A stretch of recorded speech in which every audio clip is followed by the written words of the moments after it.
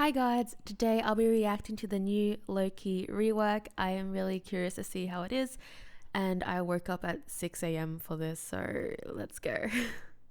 Is our gracious driver today, and we'll go ahead and start off with general, I'm and really... I'll kind of just touch on we're just increasing the Oh, I don't want basic to talk attack over them damage on actually. the initial hit from 80% to 100%. Pon, I'll let you kind of take the reins here and talk to us about this change. Yep. So one thing that we did really early on during trying to balance Loki was we actually removed the burst from the first basic attack.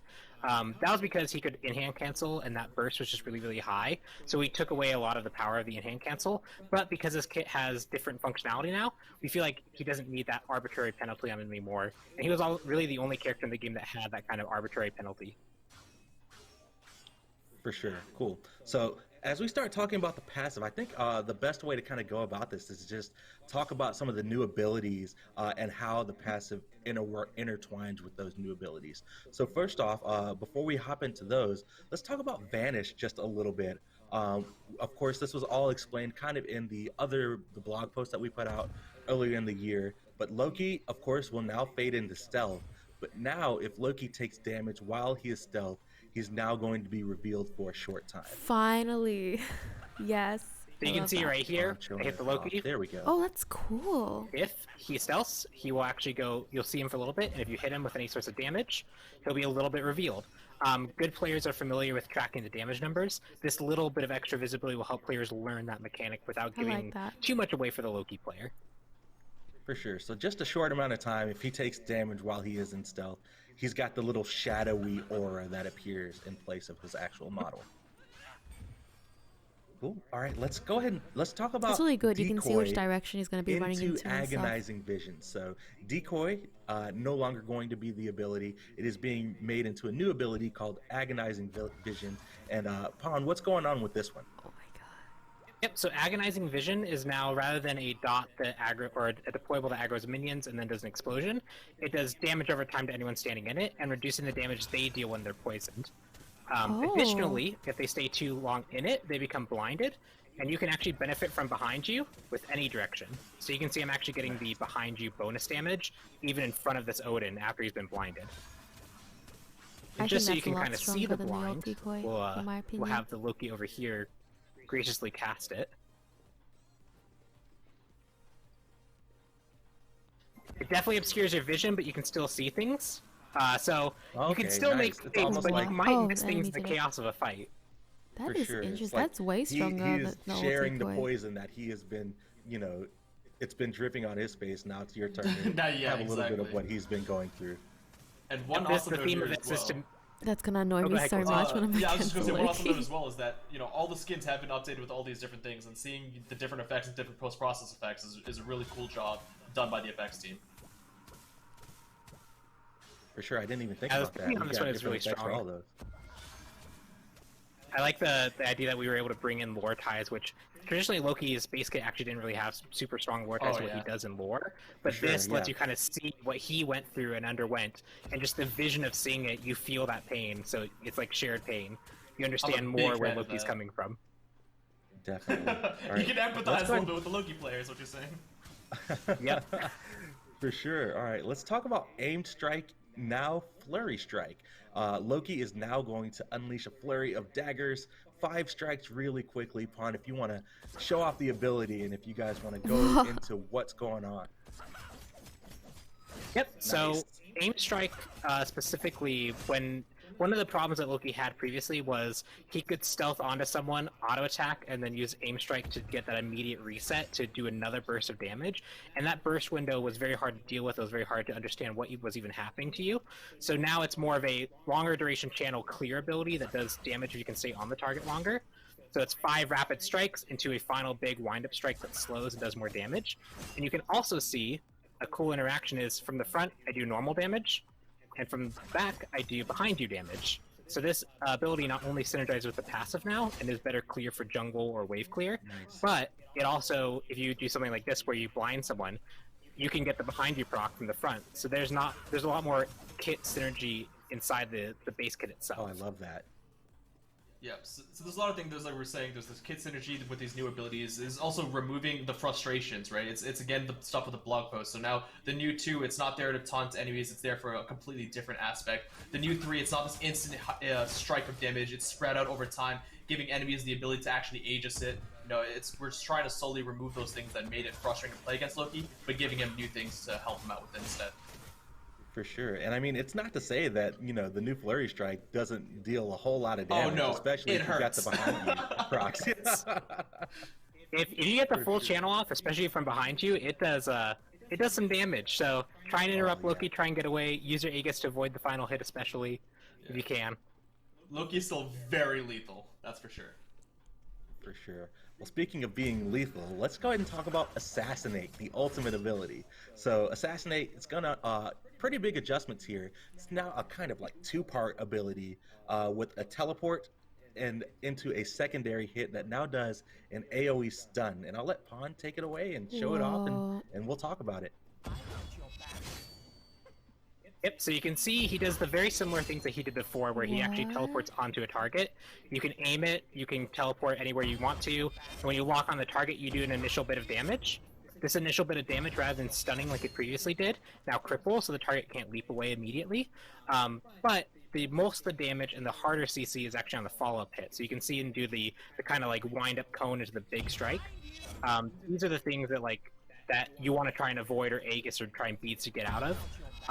One unique thing that Loki now brings is this is actually a pretty big stun area. So you can see there, I jumped on this Odin, maybe I want to stun this target, I can freely aim that. I jump on this Odin, I can stun these 2. Or if I entirely miss, I could jump to where I need to be in a teamfight position and aim it to try and hit as many targets as I can. So this ultimate not only has more counterplay for people who are playing against it, but Loki gets a lot of extra utility out of this. He can team fight if people are clumped up in really clever ways. He can force people to move together with this poison field so they avoid being blinded, and then teleport to get a whole bunch of stuns off. So again, sticking with the theme, extra control for Loki, extra telegraph for enemies to play around, new utility that he brings, so it's not just a perceived nerf for the feeling of things coming out a bit slower. He gets extra tools to make up for that feel more fair to play around. For sure. Yeah, I was gonna say, it looks like he's got, you know, just some more or different engage opportunities off of his ultimate now, which is really cool.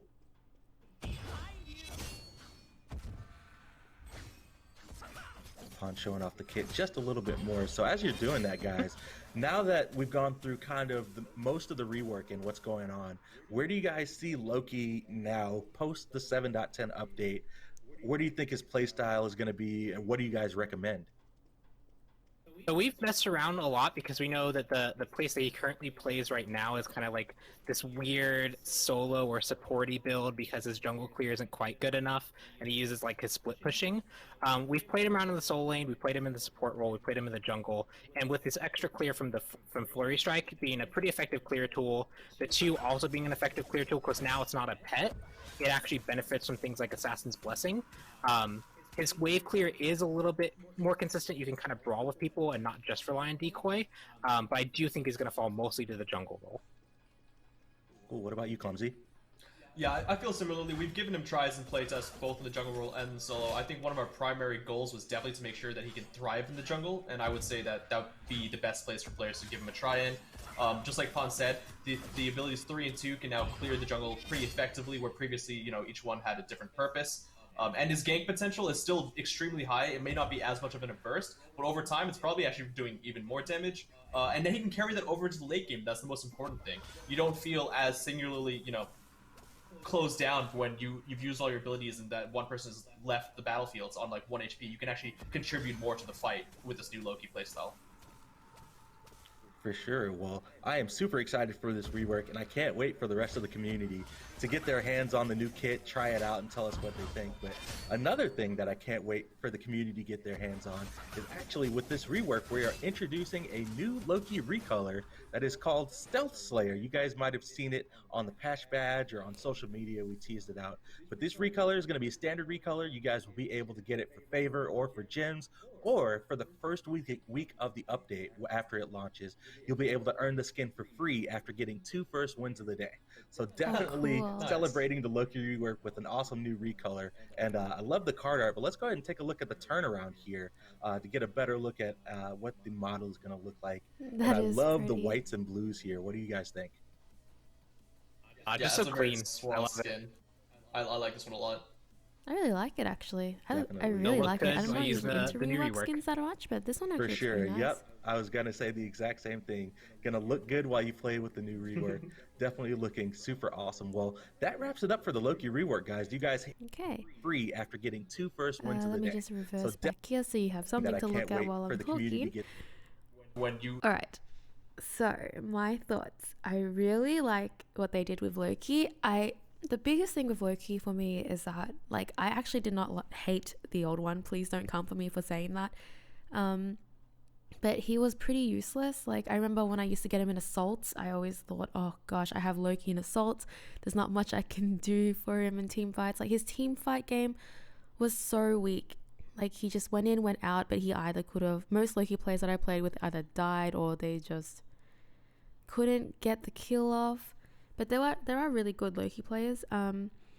However, this rework makes him so much more team fighty. Like, now he can actually participate in team fights and actually do a lot more. And his jungle seems to be a lot better too, because his clear is a lot better. So I really like this rework.